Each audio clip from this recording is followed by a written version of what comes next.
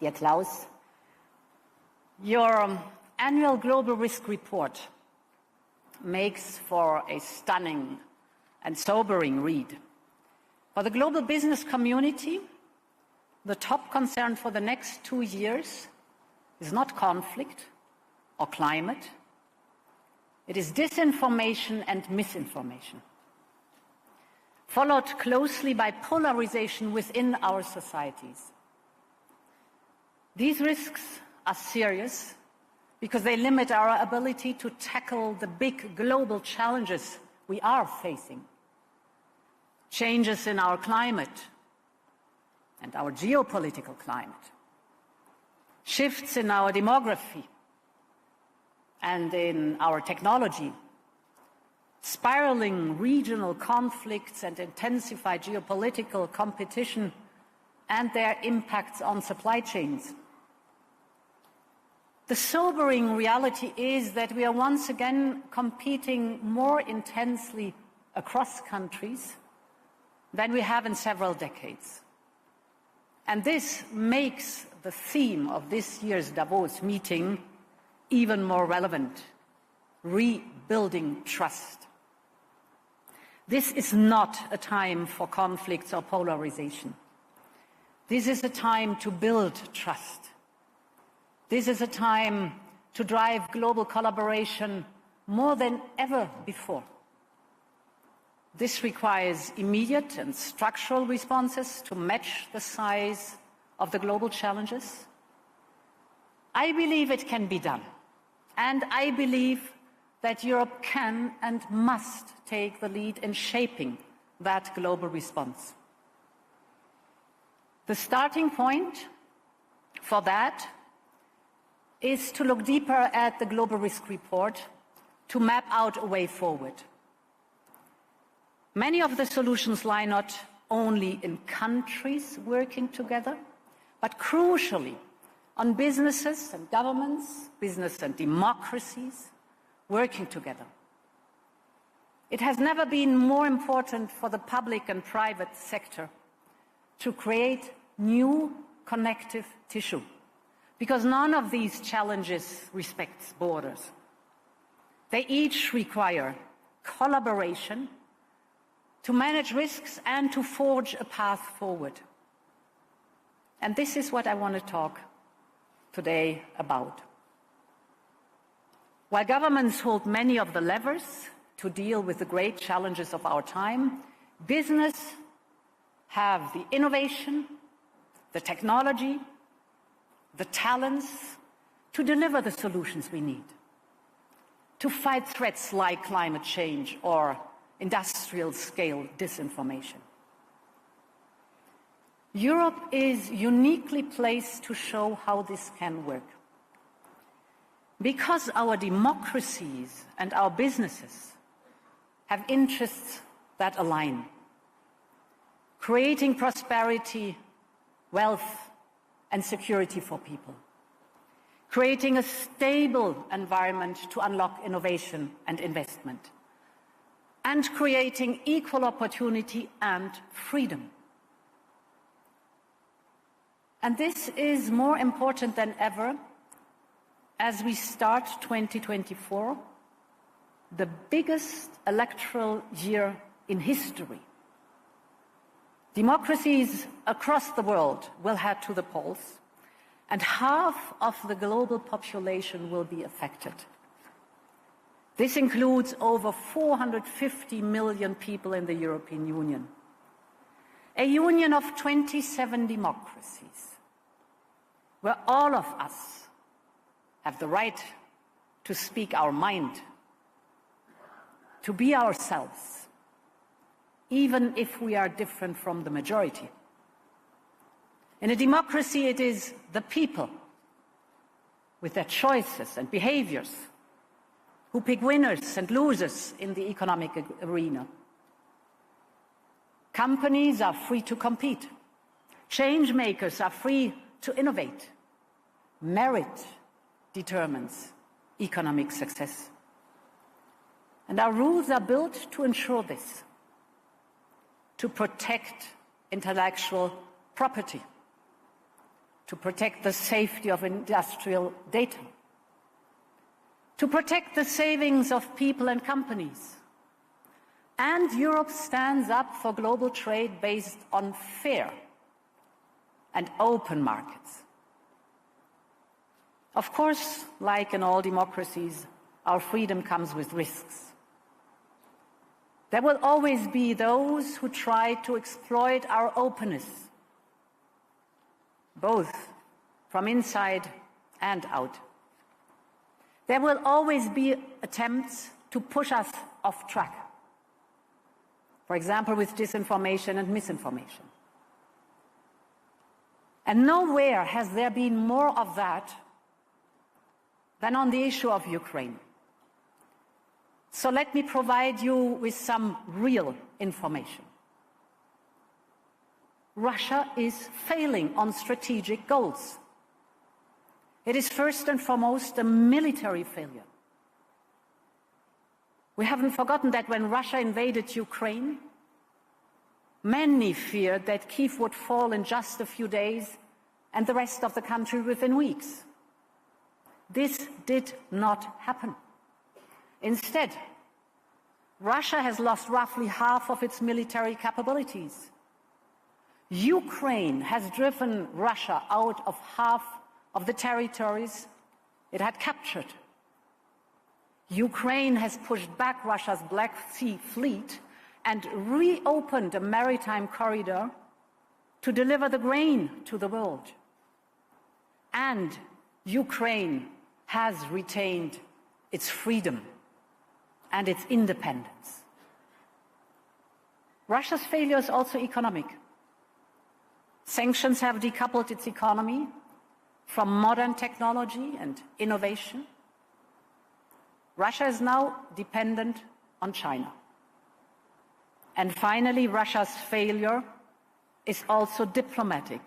Finland has joined NATO. Sweden will follow soon. And Ukraine is closer than ever on its path to the European Union. And all of this tells us that Ukraine can prevail in this war. But we must continue to empower their resistance. Ukrainians need predictable financing throughout 2024 and beyond. They need a sustained supply of weapons to defend Ukraine and regain its rightful territory. They need capabilities to deter future attacks by Russia. And they also need hope. They need to know that with their struggle, they will earn a better future for their children. And Ukraine's better future is called Europe. And it was with immense joy that last month we decided to launch the negotiations of accession for Ukraine's EU membership. This will be Ukraine's historic achievement, and it will be Europe responding the call of history.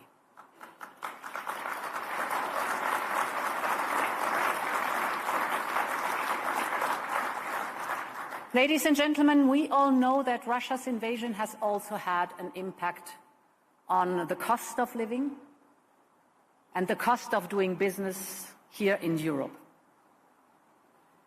I know how much that has affected some of your companies. But I started by saying that the risks we face require collaboration between countries and businesses, and that our joint capacity to respond was far stronger than we might believe. And nowhere is this best exemplified than when it comes to energy and sustainability. 2 years ago, before Russia's aggression against Ukraine, 1 in 5 units of energy consumed in the European Union in 2021 were imported from Russia. The high dependence on Russia was widely recognized as a risk, especially after Russia's occupation of Crimea. And then came Russia's invasion of Ukraine. Russia had already increased Europe's vulnerability by deliberately not filling gas storages to their usual level. And in the face of Ukrainian heroism and European solidarity, Putin decided that the time had come to threaten Europe directly by cutting gas supplies and using energy as his weapon. We all carry the bruises from Putin's decision. We face difficult choices and uncertainty, especially during winters. But we made the right choices. Now, only 2 years later, Europe has taken its energy destiny back into its own hands. Last year, 1 in 20 units of energy consumed in the European Union came from Russia. Sure, the crisis checked momentum in the European economy, but fears of economic collapse proved unfounded. And now energy prices have come down and stayed low, even during the recent cold snap at the start of January. Gas storages are still well supplied. Europe has made real progress in improving the resilience of its energy system.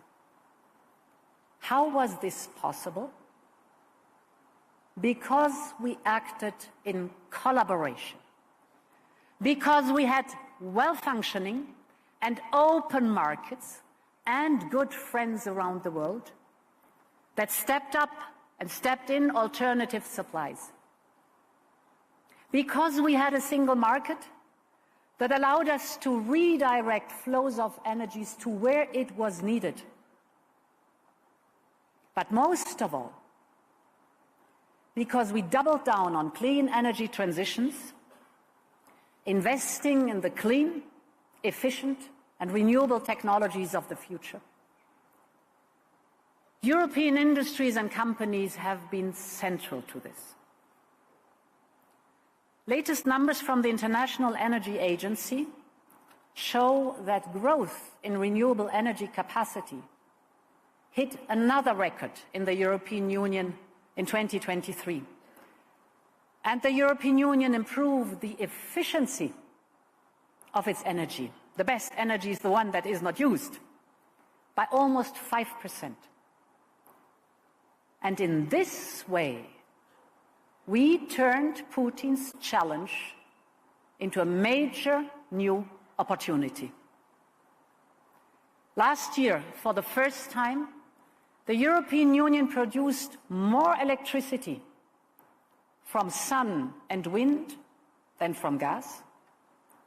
And this year, for the first time, the European Union is set to get more overall energy from wind and solar photovoltaic than it does from Russia.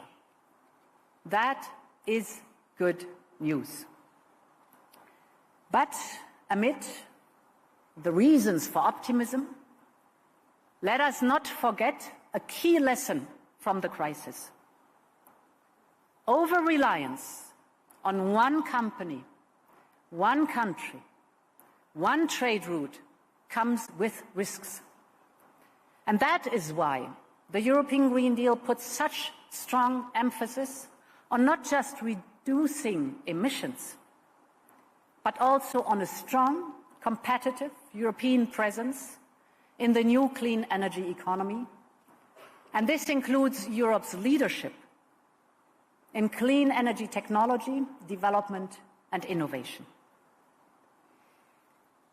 Ladies and gentlemen, dear Klaus, let me go back to the number one concern of the Global Risk Report: disinformation and misinformation. Tackling this has been our focus since the very beginning of my mandate. With our Digital Services Act, we defined the responsibilities of large internet platforms on the content they promote and propagate, responsible to children and vulnerable groups targeted by hate speech, but also a responsibility to our societies as a whole. Because the boundary between online and offline is getting thinner and thinner. And the values we cherish offline should also be protected online. And this is even more important in this new era of generative AI. Now, the World Economic Forum Global Risk Report puts artificial intelligence as one of the top potential risks for the next decade. First of all, let's not forget that AI is also a very significant opportunity if used in a responsible way. I'm a tech optimist, and as a medical doctor by training, I know that AI is already revolutionizing healthcare. That's good. AI can boost productivity at unprecedented speed. First movers will be rewarded, and the global race is already on, without any question. Our future competitiveness depends on AI adoption in our daily businesses. And Europe must up its game and show the way to responsible use of AI. That is artificial intelligence that enhances human capabilities, improves productivity, and serves society. We should invest where we have a competitive edge. For instance, Europe has got talent. There are nearly 200,000 software engineers in Europe with AI experience. And that is a greater concentration than in the United States and China. And our continent also has a huge competitive edge when it comes to industrial data. We can train artificial intelligence on data of unrivaled quality. And we want to invest in this. And this is why we will provide European startups and SMEs with access to our world-class supercomputers so that they can train and develop and test their large AI models. This is similar to what Microsoft is doing for ChatGPT by running it on its own supercomputers. We will also put common European data spaces at the service of startups. And we will make available massive amounts of data in all EU languages because AI should work also for non-English speakers. This is the new frontier of competitiveness. And Europe is well positioned to become the leader of industrial AI, the use of AI to transform critical infrastructures to become intelligent and sustainable. When we took office 4 years ago, we felt the need to set clear guardrails at European level to guide the development and deployment of artificial intelligence. And this is the thinking behind Europe's Artificial Intelligence Act, actually the first of its kind anywhere in the world, and another example of how democracies and businesses can help strengthen each other. The Artificial Intelligence Act builds trust by looking at high-risk cases like real-time biometric identification. And by building that trust, it enables companies to innovate in all other fields to make the most of this new and revolutionary technology. Ladies and gentlemen, our world is in an era of conflict and confrontation, of fragmentation and fear. For the first time in generations, the world is not at a single inflection point.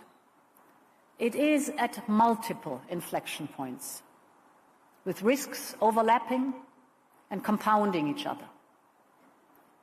And there is no doubt that we face the greatest risk to the global order in the post-war era. But in my mind, there is also no doubt that we can move forward with optimism and resolve. Yes, the risks we face are real and present. But in order to face risks, we have to take risks together. And this is what Europe has always done.